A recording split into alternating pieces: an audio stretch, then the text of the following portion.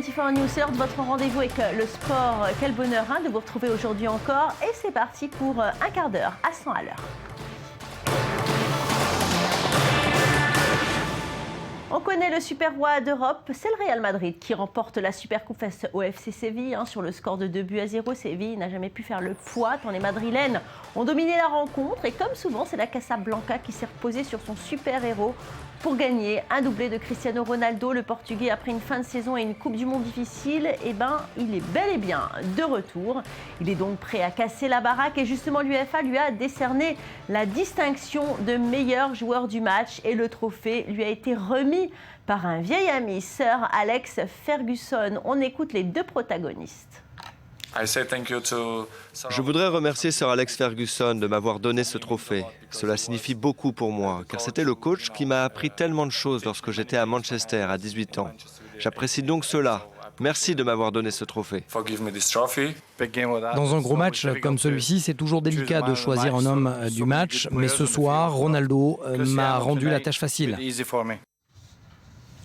Des nouvelles à présent de Tata Martino qui n'aura pas été au chômage bien longtemps. L'ancien entraîneur du Barça est parti de Catalogne par la petite porte. Rappelez-vous, sous ses ordres, le FC Barcelone n'avait gagné que la Supercoupe d'Espagne en 2013. C'était bien insuffisant pour le club et pour les supporters. Et bien quelques mois après son départ, Tata est de retour chez lui en Argentine et il reprend la sélection, l'Albi Céleste. Il continuera ainsi à fréquenter Léo Messi. Ses prochains objectifs, ce sont la Copa América en 2015 qu'il jouera au Chili, puis en 2016 aux États-Unis, puis enfin les qualifications pour la Coupe du Monde en 2018. Dernière ligne droite en Angleterre avant de commencer la Première Ligue. Les équipes sont dans les starting blocks.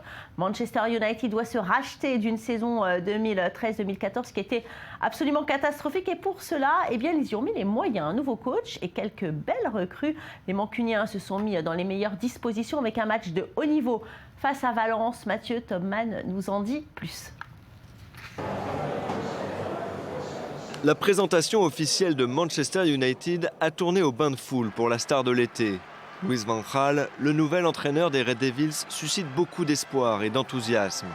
C'est devant un public d'Old Trafford conquis que les Mancuniens ont affronté une belle équipe de Valence. Une rencontre qui sent bon la Ligue des Champions alors que les deux équipes sont privées d'Europe cette saison. En première mi-temps, Wayne Rooney obtient un penalty après une poussette dans la surface.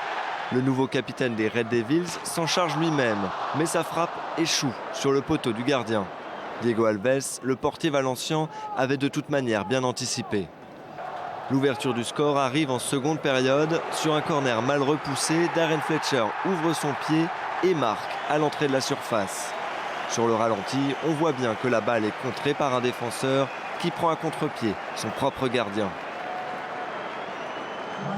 À la 70e minute, Valence voit ses efforts récompensés. Sur un coup franc lointain, la défense mancunienne se trompe complètement. Rodrigo, seul au second poteau, en profite et fusille De Gea. La nouvelle recrue des Valenciens s'est bien acclimatée à sa nouvelle équipe. Dans les arrêts de jeu, Manchester va tout de même arracher la victoire. Sur un long centre, Marouane Fellaini fait parler sa puissance physique. Il se débarrasse du gardien et du défenseur en même temps et marque dans le but vide. C'est le grand retour du Fergie Time. Louis van Gaal continue sa pré-saison magique, de très bon augure pour les supporters mancuniens qui peuvent à nouveau rêver de titres. Après la reprise du championnat de France de Ligue 1, c'est au tour des Anglais de faire leur entrée des classes. La Première Ligue reprend ses droits ce week-end. L'année dernière, c'est Manchester City qui a été élu roi dans son royaume. Mais il y a eu du suspense. Et pour parler de la reprise de ce championnat anglais, qui mieux que Robert Pires. Robert Pires, bonjour. Bonjour. Merci de répondre à nos questions depuis votre lieu de vacances. Vous avez évolué 6 saisons avec Arsenal. Les Gunners qui ont terminé 4e du classement. La saison qui était difficile, avec une place de leader pendant de nombreuses semaines et puis du lâcher-prise dans les dernières lignes droites. Cette année, il y a beaucoup de gens qui intègrent l'effectif d'Arsenal, notamment Alexis Sanchez de Barcelone, Ospina de Nice, Mathieu Debuchy de Newcastle. Est-ce que vous pensez qu'enfin Arsène va revenir au plus haut niveau ? Écoutez, en tout cas, c'est ce que j'espère et c'est ce que je lui souhaite. On sait tout le bien qu'il a fait et qu'il a créé autour du club d'Arsenal. Vous l'avez bien dit, c'est que jusqu'au mois de décembre dernier, Arsenal avait été pratiquement leader. Malheureusement, dans la dernière ligne droite, c'était plus compliqué, c'était plus difficile et c'est là où justement une équipe du calibre comme le Man City a fait la différence pour être champion d'Angleterre. Aujourd'hui, on s'aperçoit que en fait, Arsène, il met tout en œuvre pour être champion parce que c'est la première fois qu'il s'est vraiment activé assez rapidement dans le marché des transferts, notamment avec un très gros coup qui pour moi est un très bon joueur, vous l'avez cité, c'est Alexis Sanchez qui nous vient directement de Barcelone. Donc il a envie de faire quelque chose, ce qu'il a envie de marquer c'est les esprits, et puis pour marquer les esprits, il faut tout simplement être de nouveau champion d'Angleterre. Donc en tout cas, encore une fois, c'est ce que je lui souhaite. Mais est-ce que ça va suffire, Robert? Parce que l'année dernière, il y avait eu Ozil aussi, comme gros coup. Exactement, oui. Mais de toute façon, tous les ans, Arsène nous sort un grand joueur de classe mondiale, vous l'avez bien dit, il ne faut pas l'oublier. Il y a un an, c'était Mesut Ozil qui venait directement du Real Madrid.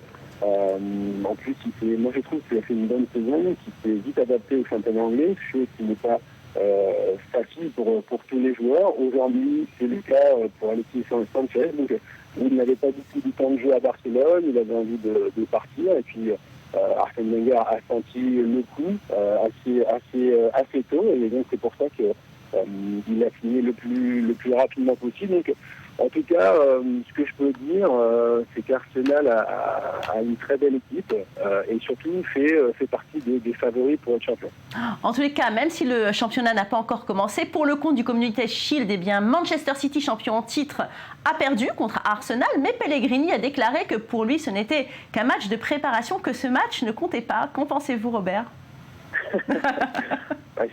Je rigole parce que oui, quand on perd, on cherche toujours des petites excuses, même si je connais bien Manuel Pellegrini, puisque je l'ai eu sous les arbres pendant 3 saisons à Villarreal, mais je peux vous dire qu'au fond de lui, il est déçu parce que c'est un trophée, ça compte.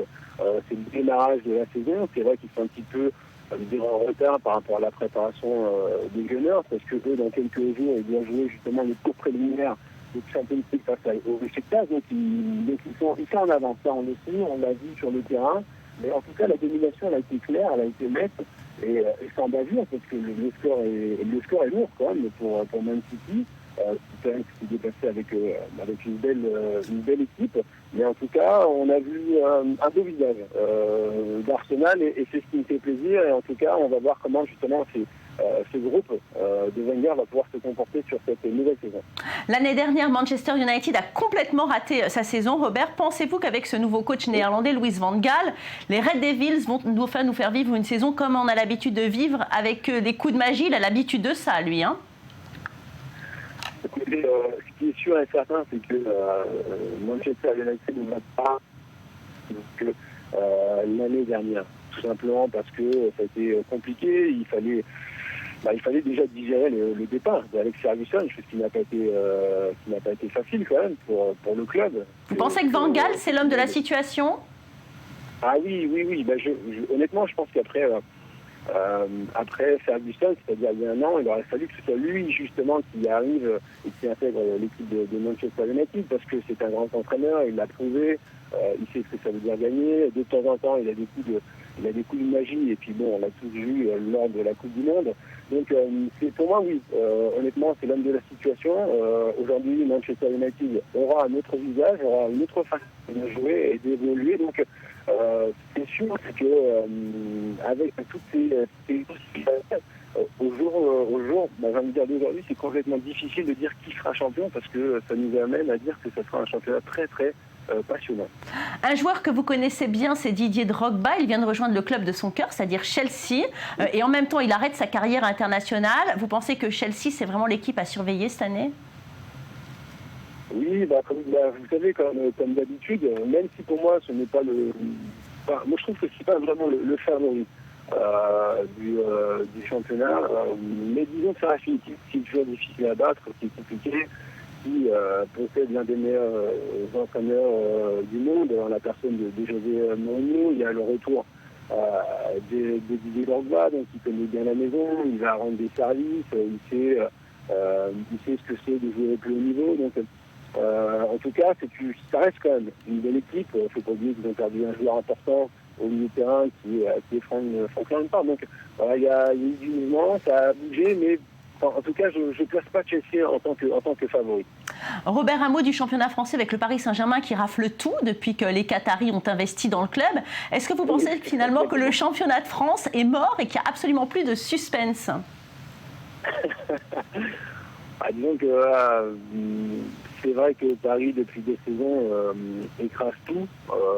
Déjà, dans notre championnat, pour moi, aujourd'hui, Paris, non, on n'a pas de rival, même si Monaco a des coups.